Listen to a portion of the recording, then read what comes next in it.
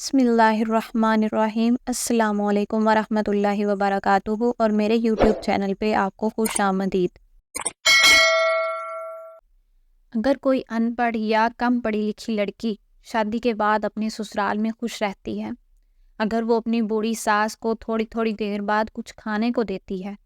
اگر وہ سسر کے سونے پر اپنے بچوں کو شور کرنے سے روکتی ہے، اگر وہ اپنی نندوں کی شادی پر اپنے جہیز کا سامان دیتی ہے،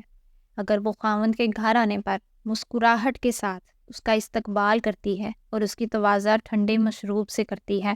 تو میرے خیال میں وہ ان پڑھ نہیں بلکہ ماسٹرز ان سائیکالوجی ہے، کیونکہ وہ جانتی ہے کہ شوگر اور بلڈ پریشر کی مریضہ ایک بار پیٹ بھر کر نہیں کھا سکتی اور اسے بار بار بھوک لگتی ہے، کیونکہ وہ جانتی ہے کہ بڑھاپے میں غصہ جلدی آتا ہے اور نیند ٹوٹنے پر تو بے حد آتا ہے، کیونکہ وہ جانتی ہے کہ اس کا سسرال بہت سی چیزیں خریدنا افورڈ نہیں کر سکتا، کیونکہ وہ جانتی ہے کہ میرا شوہر باہر کے سرد و گرم سے نبرد آزما ہو کے آ رہا ہے۔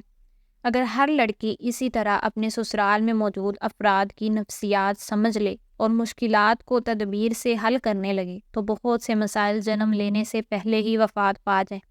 اور خوشیوں کی پھوار ہر سمت برسنے لگے۔ کیا ہم اپنے گھروں کا ماحول ایسا بنا سکتے ہیں؟ کیا ہم اپنی بیٹی کی تربیت اس لحاظ پر کر سکتے ہیں؟